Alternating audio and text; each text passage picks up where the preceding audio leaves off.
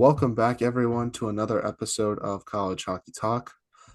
On today's podcast, I'm joined by Junior from the Manhattanville women's hockey team, Meg Stacy. Thank you so much for coming on the podcast today, Meg, and how's everything going? Thank you for having me. Everything's going awesome. Hockey season just wrapped up, so spring break. Yeah, and obviously golf season's over for you, so this must be a nice time just so you have nothing going on regarding sports and just can focus on school. Very nice. Yeah, I can't complain. Now, let's start off just by talking about the beginning of your hockey career and kind of work all the way up to where you are today. So, doing research on yourself, it says that you're from Bethany, Connecticut. So, talk about growing up there and how'd you start playing hockey? Yeah, so I'm from Bethany, Connecticut, like you just said. It's kind of the middle of nowhere, and we love to play pond hockey when the ponds all freeze over. And growing up with an older brother, I've kind of always had to be better at everything than him. So when he started playing hockey, I was like, all right, I need to play hockey and I need to be better than him. So like we would just go out on the ponds all the time and skate and he would teach me like different things and just growing up with an older brother who was like your role model and like your hero, it kind of like instills a fight in you to want to be like them. And so I guess I have to thank him and for everything that he's done to help me get to the point that I'm at now. Because without him, I wouldn't be here. Who was your favorite player growing up? Was it someone on the Bruins or was it a women's player on the national team? Actually, it was TJ Oshie, ironically enough.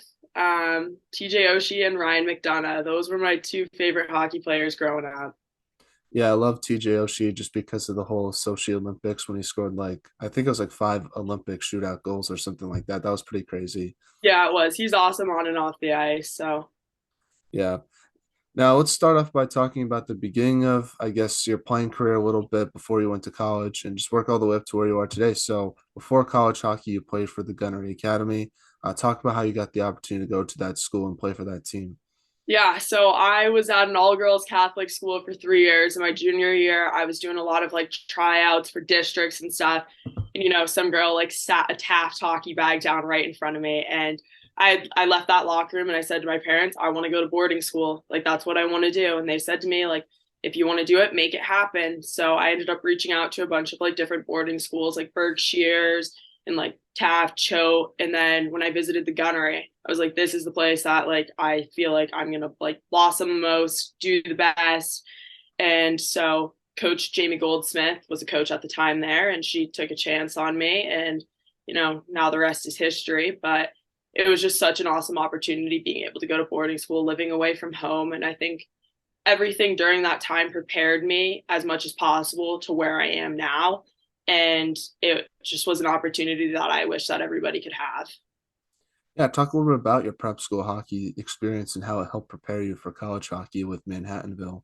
Yeah, I mean, like boarding school, we were playing three sports, so we were really active. But when it was hockey season, like, we were having 2 hour long practices, and it was almost like the same kind of thing as college with the 2 hour long practice. And, we were still working out and, learning a lot about how to deal with people that you're living with, but also on your team. And we did pretty well, I think, for what we were given and how many people were on our team. A lot of the girls that I graduated with still play college hockey now at St. Anselm's and Trinity, and, they're doing really well. So playing with girls who also wanted to compete at the next level kind of, was nice to have drive on the ice and a lot of compete. And that all transpired over into college. What's the best memory you have with the Gunnery? Oh, goodness. Um, hmm. Honestly, I think every single game day probably was like my favorite memory from there because we used to do this thing called like rain, and it's like a song where like you like clap your hands and then like hit your pads and stuff, and like that like just got you so fired up for some reason before games. And that was probably my favorite memory because I wish we still did something like that here.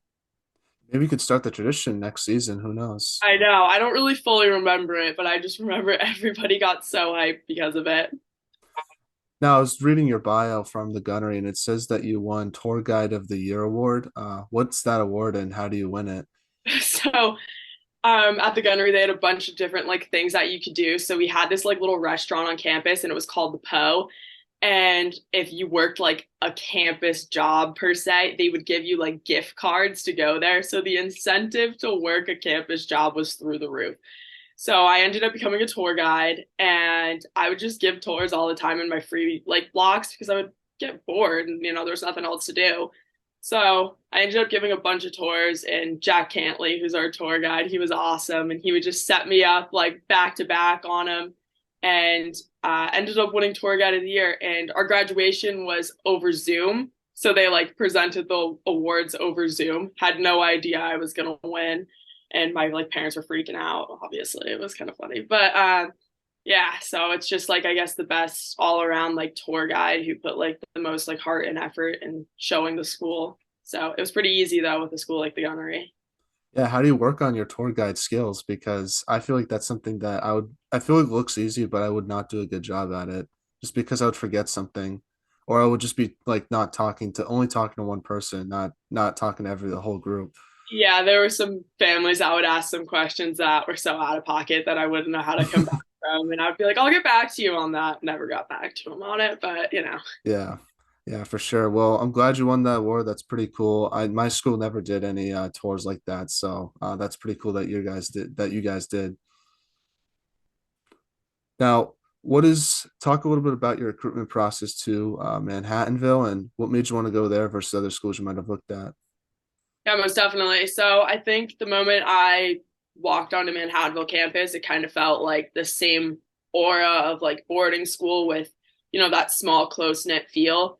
And especially coming from a school of 300 people, I knew that I didn't want to go to a school that was like 20,000 kids. Like I knew I needed a small classroom and, I wanted to be close with my hockey team as well and not be separated from them. And so, anyways, I think I looked at a bunch of different colleges, and throughout the entire process, you don't get a lot of emails back sometimes. And like, it's a tough feeling when you're like set on a school and you're like, this is where I want to go. And, you don't hear back from a coach or like it just doesn't work out in your favor. And so, Coach Jen here, I talked to her a lot and she ended up having an interview with me, and from that point on, like I said with the Gunnery, I knew that as soon as I started talking to her I wanted to come here, and that's someone that I wanted to coach me, and she's been awesome. And I think that's the thing, like I wanted a coach who was going to care and also win and have both sides, like an empathetic side but also like a grind side, and she's got both of them. And as soon as, like I said, I came here, I knew that this is where I wanted to go. What was the biggest adjustment you had to make to college hockey? Probably getting up at 5 a.m. every morning. Boarding school was middle of the day, so having to wake up really early, I think, and also just like being motivated every day. I think it's a completely different level of hockey too, in knowing that every single practice you go to determines if you're going to play Friday and Saturday for the games, and just having to be in a good headspace for like 7 months. I think that was the biggest adjustment. Yeah, I hate getting up early, but I feel like after like a few hours after it, it's nice because you feel like you have more of the day to get stuff done. Yeah, most definitely. You also play college golf too, and I want to ask you a little bit about that because it's very rare where you see two sport athletes in today's college athletic scene. So talk about how you balance both golf and hockey at the collegiate level. Yeah, so I mean, once hockey season finishes, it's kind of like, okay, golf season's in the fall and it's also in the spring. So my actual like competitive golf season is in the spring. So like now that I know hockey's over, I just kind of dial in and focus on golf and, do what I need to do. And it's almost the same thing, kind of just like knowing how to balance schoolwork and family and friends with hockey. It's the same with golf. It's a little bit easier too, I feel like, because you're not traveling as much and we're not on buses. But it's just awesome to be able to go out to some of the country clubs that are around here and get the opportunity to do that. So it's kind of the same as hockey, just turn it off and turn it on when you need to. So, Yeah, and how do you what's your favorite like guess country club you've been to so far? oh, Glen Arbor, I think that's when we play a lot. And Century, it's right around the corner from here. Those are two of the most like beautiful golf courses I've ever played while playing here. And I saw that you were the only woman on the women's golf team. Is that how do you like is that like true or is that just the website messing up? Because I think that's kind of must be weird to be the only player on the team. Yeah, no. So one of my good friends, Anna Titman from my hockey team last year, she was on the team with me for a little bit and then she graduated. And so I've been trying to get some other teammates to play with me, and one of them's a little intrigued, but sometimes it gets a little lonely, but I hang out with my coach and it's kind of like a one-on-one lesson. So I can't complain when he's helping out my golf game a bit. But yeah, it is a little lonely sometimes. I'd love someone to like hang out with and just talk to for 4 hours. Not even just a player on the women's hockey team, but maybe someone else on another sports team could do it. A winter sport, I feel like would make the most sense. Yeah, most definitely. But I mean, hockey players have a good driver swing, so Yeah, no, I'm with you on them. I haven't golfed in a couple of years actually. And I might, but the thing I struggled with the most was putting. Like I thought that was the most difficult thing ever because like you have to get it exactly right just to get it into the hole. yeah, putting's I feel like that's my strong suit.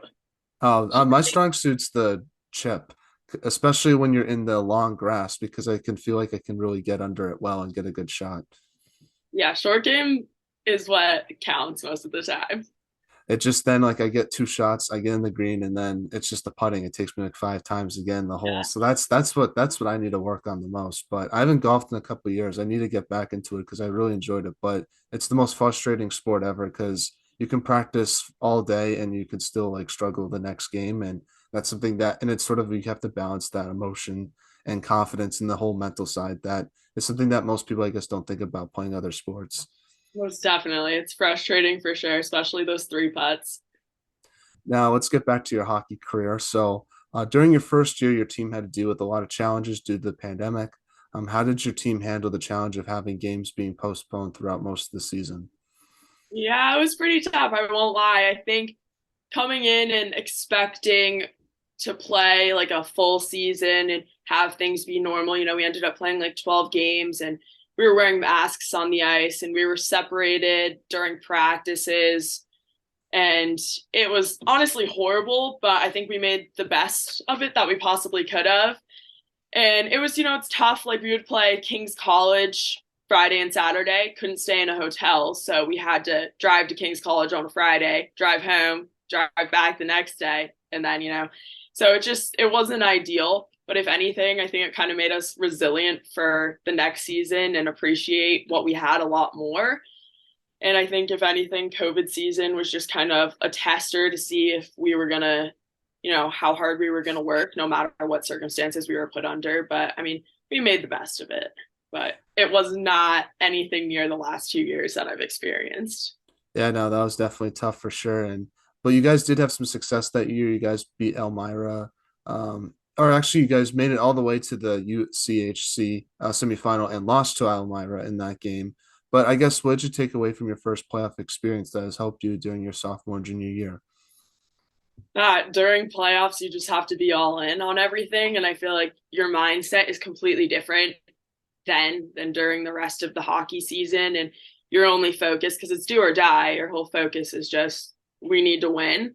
And I think like sometimes you'll just be in class and you're just zoning off and you're like thinking about the game. And, during that time, playoffs obviously looked a lot different. You didn't have fans, like arenas and stadiums weren't like packed. And now looking back on it, I'm like grateful that I was able to almost have like a low key freshman year to kind of brace me for what was to come. And I think it just made me stronger that round of playoffs of not having my family there to watch my first college game and stuff. So I don't know. It was tough.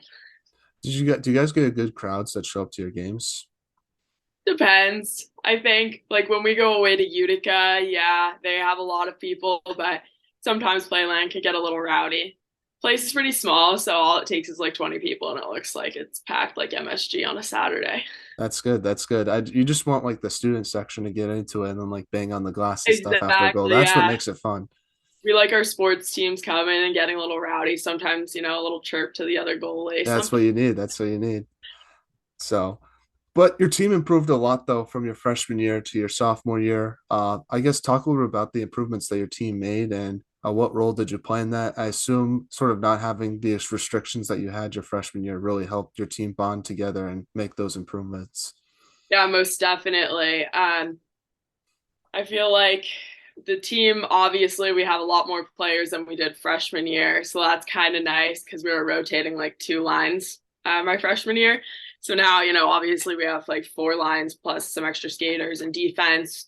But most of all, I just think like being able to hang out with friends and bond and go do stuff on the weekends and not have crazy restrictions anymore is awesome because I feel like if you have a close knit team, like it's just such a better environment to play in and you're going to do better than if everyone on the team, doesn't like each other. And I feel like our team is really close knit, which can be great sometimes. And then other times we get a little frustrated with each other because we're hanging out for 7 months every day.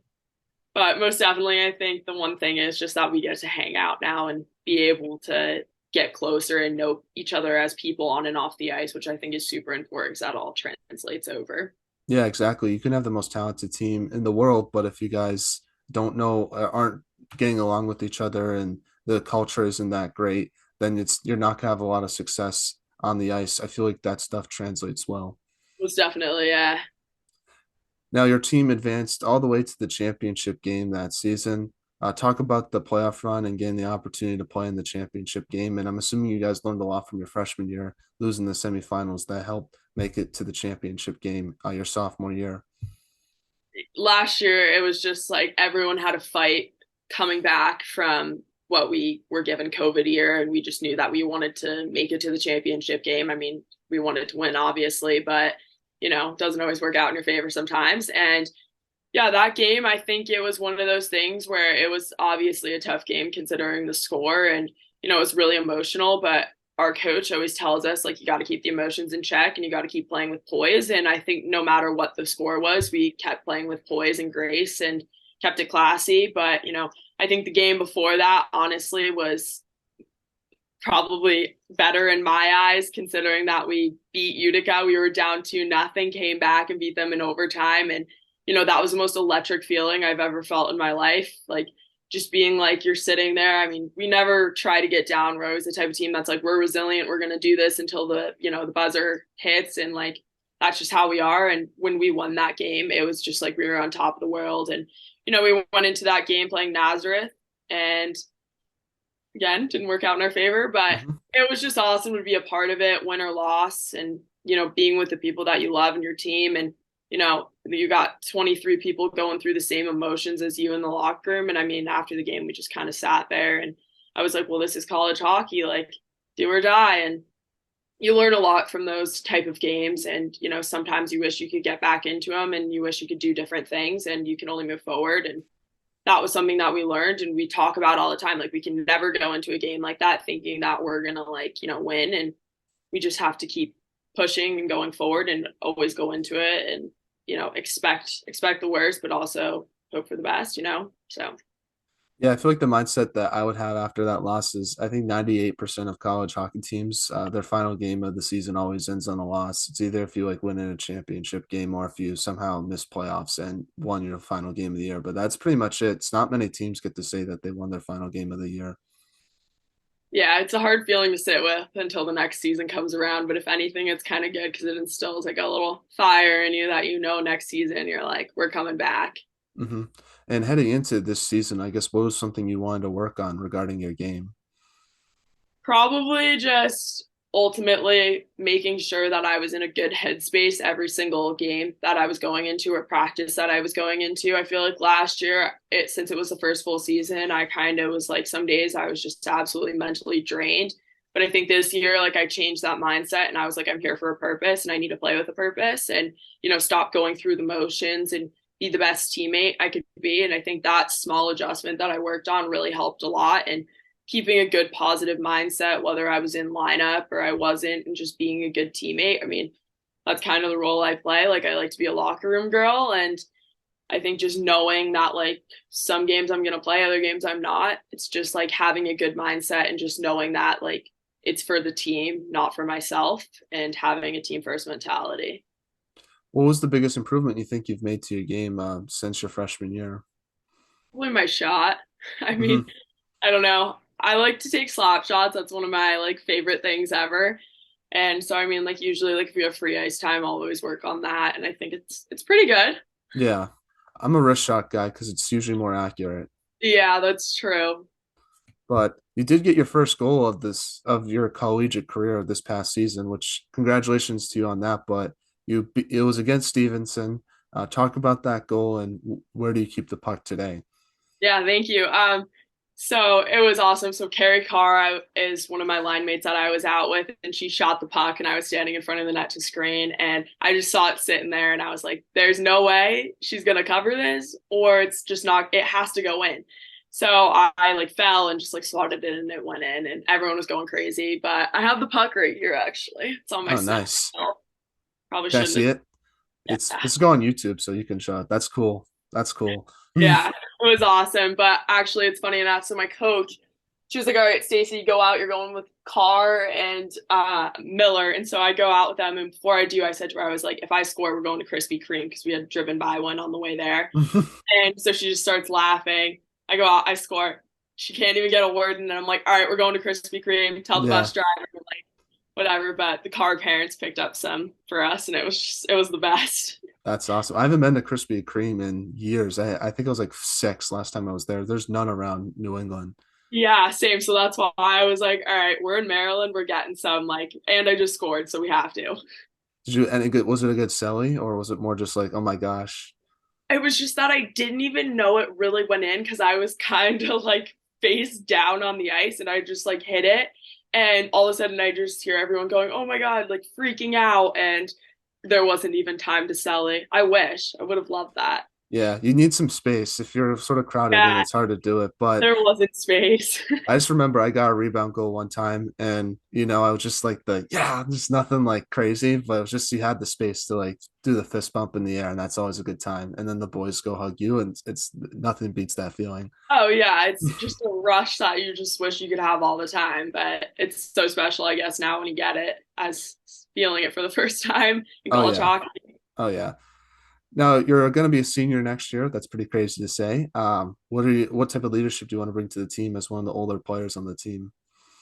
I think continuing what I'm doing, like I had stated before, I sound like a broken record, but just that team first mentality, making sure that our freshmen and underclassmen, like, understand that that's how we are as a team and making sure that I myself like worry about what I'm doing too and being the best at what I could be because I set by example, even, if I'm not saying anything, my actions speak louder than words. And, just showing people how we go through the like day to day life and how we treat people. And, we've never really had issues like that on our team. I think once our freshmen came in this year, they understood like, when you're a freshman, you understand that's your place. And like, we love them and they're awesome. Such great like attributes to our team. And, just making sure that I continue to push myself while pushing everybody else that's on the team as well. What are your team's goals and expectations for next year on the ice? I'm assuming it's to win a UCHC championship, but if there's any other goals that you guys might have on your radar, feel free to share. I think right now we're kind of like I had stated before, going into every game and, not expecting to win just because, you could be number one in the conference and then play, number eight and there could be an upset. It's just like that's how hockey goes sometimes. And, we got every time we get off the bus to play a game or walk into the rink, it's got to be like 0-0 right now. Anything can happen and just play with heart and fire. And good things come from that no matter what. But just making sure that we're staying level headed and focused on our goals. And, our coach does an awesome job of making sure that, like we're staying like composed during the games. Like we have like one of those benches where we sit, but obviously like we yell, but we're never standing up and like, going crazy. It's just like we have a really calm environment. And I think that helps a lot too, like in between periods of just kind of like doing your thing and whatever. And so just continuing that flow of just like doing your thing, but also playing with the team. So we're now in a segment I like to call the non-hockey segment, where I ask you some non-hockey questions just to get to know you a little bit more off the ice. And I did my research on these ones, so I'm looking forward to hearing your response. So first question is, what music do you like to listen to? Country, definitely. Are you a Yeah, Morgan Wallen fan? Because I know he just came out with a new album. I do, but I feel like everyone likes him. I like this country artist named Josh Ross. He's Canadian. He's got some really good songs. On a Different Night It's pretty good. I like stuff that not everybody listens to, but we love like Matt Schuster. I would say he's kind of like country a little bit, but our hockey team absolutely loves him. The song From the Start. We've played that before, like all of our games, but he's really good too. Yeah, I'm a super basic country guy. I like just the typical like Morgan Wallen, Thomas Rhett, those type of guys. I don't know, just because there's not a lot of country music out in New England, so you usually just listen to the basic people that like are on the number one pop hits or whatever it's called. Yeah, do you like Zach Bryan? I've actually never heard of him before. Oh, he's so good. I'll take a listen to him after. I listen to a lot of like hip hop, rock mostly, but I dabble in country occasionally. I'm really into everything. I don't really listen to one specific genre of music. That's good. Keep it, fresh. Now, what is your most embarrassing hockey moment? I'm gonna have to go with skate guards on the ice. I probably shouldn't admit that to the internet, but it was one of those. I think I was in probably middle school when I was like 13. And I just remember getting on the ice and I just absolutely ate it. And shame on none of my teammates who were there that like No, definitely, they definitely knew, but yeah, they but didn't want you to embarrass yourself. yeah, at that age, I feel like it's all about like a good ha ha ha, and like it wasn't really because like I face planted, but that was definitely the most embarrassing. But like thankfully, it wasn't like a high school game. It was just kind of like my youth hockey sort of. Yeah, thankfully it wasn't a college game because then it could have been on camera. Oh, if it was a college game, I think I would have needed to take a year off. Yeah. I had a similar moment. Some guy forgot to close the bench and we're doing backward skating drills and I fell inside, which was tough. But luckily that was also during youth hockey. So not I don't think many people remember that, but it's something I'll be driving in the middle of the day and still think about. Oh yeah, you get like anxiety about it for a hot second. Yeah, flashbacks. Yeah. Now, reading your bio, it says that you want to become an NHL commentator. So what's your favorite who's your favorite NHL media personality? And talk a little bit about your dream of working for the New York Rangers. Yeah, definitely. So I have three of them actually. So I love like Mark Messier and Steve Balquette and also Doc Emrick. I mean, Doc's retired now, but I think those are like three people in hockey that, on the intermission report, Doc doing play by play, like they're just awesome people. And obviously they know the game really well, considering two of them were in the NHL. But, you know, I think just being able to have hockey knowledge like that and be on air is something that's so special. And I hope that I can, do. I probably don't want to do play by play. I think that's a lot of pressure. And, props to Doc Emrick for being absolutely incredible at that. And, I studied his career since I'm a communications major. I did a whole big project on him. And, he started at the time when he was 13 going to like some outside hockey games and he would have a little voice recorder and he would, look at the roster before the game and study the players and just the time and effort and energy that he put into that, like it clearly shows throughout his entire career. But, I'd love to be on the intermission report or do like what Emily Kaplan does and do like sports broadcasting and interview the coaches and players, like something like that. And just continue my like love and passion for hockey. Yeah, no, I'm a communications major as well, and that's my same goal is to become in the NHL, somewhere in the media thing. And my favorite is either I really like Billy Jaffe a lot. He works for the Bruins and he also does college hockey, so I sort of like how he sort of does both because you don't usually see that too much. I like Dave Gosher as well because he used to be the former Bruins radio play-by-play, and he has probably the most iconic call in Bruins history, in my opinion, when they won the Stanley Cup. And he's such a nice guy and great play-by-play person that doesn't get enough love. And then I guess intermission reporter, probably Piper Shaw. She joined the podcast 3 years ago when she worked for Wisconsin, and now she's with the Seattle Kraken. So I'll give her a shout out now. But she's super nice and has really helped me out a lot, and she's really talented as well. So those are some of my favorites. Yeah, that's awesome. They're all great people. Yeah, I feel like if I were to work in the NHL, if I had to pick, I'd want to do what Elliot Friedman does and be an insider because that seems like a lot of fun. Yeah, that's awesome. That is actually really cool. Because I just want to break news. It's just a lot of fun doing it. Just like my people reading my tweets, sources say, Meg Stacy signs with Manhattanville College, like, and no, like before anyone knows, that's kind of Yeah, cool to do that. it's the inside secrets. So that's what I would do, but it's hard because you have to get all those like connections just to even sort of like become one. Most definitely. Now let's talk a little about some of your teammates. First one is who's the funniest on the team. Grace Felicio. Which teammate takes the longest to respond to your text messages? Oh, that's a good one. I feel like nobody really takes a long time to answer. Like, I don't know, everyone's kind of really good on their phone, which is probably shouldn't admit that, but I It's don't, this day and age you need to be. I think it's good to be a good communicator. I think you yeah, don't see that enough, in my opinion. most definitely, but I think people are pretty quick on their phones. Now, I know there's no checking in women's hockey. That's why I want to ask this question. Which teammate would throw the best body checks in on your team if you had to pick one? Oh, Gabby Cox. Has she done one before? Accidentally, obviously. Yeah, accidentally, most definitely. And then who has the best style on the team? I'm gonna say you have the best style on the team because I saw that I was going through Instagram. I saw that you got the sponsorship with War Road, and then I saw some of the pregame outfits that you pulled up with. You have some great style and really creative with it. So I got to tip my cap to you on that. But besides yourself, who would you say has the best style on the team? Who's coming in at number two? I would honestly say my coach, Coach Jen, she has such good like game day style. Like sometimes she'll break out the Air Forces that are like our team colors and stuff. But yeah, her like Ginger Burney, my teammate, definitely both of them are top tier style. I feel like the coach has to have good style. When you're behind the bench, you have to look good and make the team. It makes the team look better. Yeah, she's awesome. She's so hip too with like everything, so it's cool. That's awesome. Yeah, I feel like I always like the men's coaches that just wear like really nice suits behind the bench. I feel like I Yeah, hate it when a coach doesn't wear a suit behind the bench. It's a little thing that it's a little pet peeve of mine, I guess. look good, play good. Exactly, exactly. If you could have lunch with anyone in the world, who would it be and why?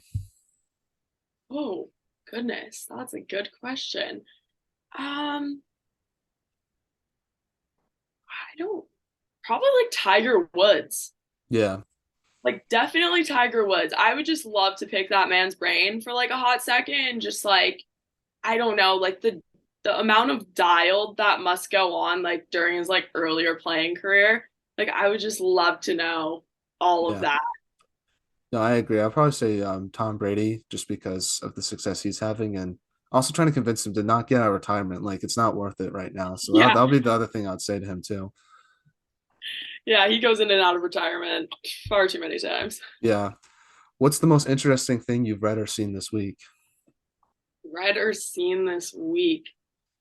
Actually, I'm reading this book. It's about, I don't know the actual title of it, but it's like, it's called something about silence. And it just like speaks about how, like, within silence, there's also like noise and volume. And it's like good to have silence because of that. And it's not just like quiet and it's like supposed to be, I don't even know how to explain it. It kind of was like a little bit of like a head spinner, but it was kind of interesting to like hear that, like, throughout silence, there's noise Yeah. kind of weird, but it was interesting. Yeah, that's cool. I never really thought of that. I don't like silence. I need some sort of noise in the background. Me too. Me I too. just So don't like because my ears start to ring. I don't know if you've ever had that where it's like yeah, not even listening, it's just like just little thing. I don't know how to describe it. no, clearly it's not fascinating enough for me to remember the title of it, but it was kind Yeah. of an interesting take.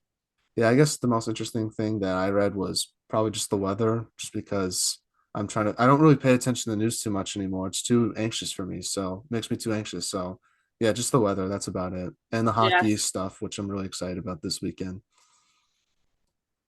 And then last non-hockey question is if there was a movie made about your life, who would you want to play yourself? probably someone I'm friends with. I feel Yeah. like I wouldn't want someone that like, like there's tons of amazing actors and actresses out there, but I would have to be someone who like personally knew me like well, like probably my best friend Ava Panzer on my team because she just knows me like that, and it would just be so much better than if someone random was to do it.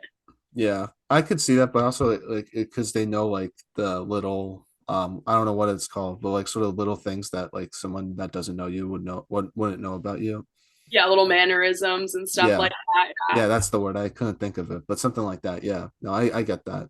I would say probably, Tom Cruise, Tom Holland, someone like that. That'll be pretty cool. That's a good choice. I like that. Getting back to some hockey questions now. First one is, what advice would you give younger players trying to pursue a college hockey career? I think just keep going, keep pushing. You're going to have good days, bad days, highs and lows, but through all of that, it's going to make you stronger and a better athlete. And, as much time as you can get on the ice and in the gym, use it and take it. But whatever opportunity you're given or you work hard for to get, take it. And, like I just said before, you're going to have your good and your bad days and take all of them with a grain of salt and just keep a level head.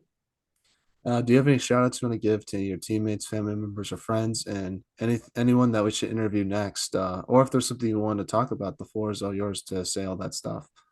Yeah, I would just definitely like to say, I attribute like all this to my family. My parents are absolutely incredible, probably some of the most supportive people ever. And like I said, my brother, he was like my hero growing up and my role model. So the three of them are just absolutely incredible. And, obviously a shout out to my trainer, Pete Pulowski at Pulowski Strength. He works out of Wonderland Device in Bridgeport. I mean, he's trained me since I was 12 years old until now 22, and I, thank him for everything that he's done. And definitely my team as well wouldn't be here without them, and my coach Jen, and all of our assistant coaches. They're great and have been great, and can't wait to continue hockey with them. But Warroad also, like, they fit me with all their stuff throughout the season. I mean, I'm wearing Warroad right now. Like, their stuff is absolutely incredible. I do have a discount code, Meg25, but their stuff's awesome. The whole Block family and, TJ, they're great. And so I thank them. And, their media person, James, he does such a good job with the social media. And yeah, so definitely Warroad fan for life. And I don't just say that, their stuff is actually truly incredible. So Awesome, awesome. Well, maybe I have to use that code then because I'm looking for new clothes. So yeah, thanks for the discount. Well, thank you so much, Meg, though, for coming on the podcast. It means a lot to myself. It was a pleasure getting the chance to meet and talk with you today and learn more about your hockey career. And I wish you nothing but the best for your future hockey endeavors. So best of luck to you, and thank you so much for your time. thank you so much for having me. It was awesome.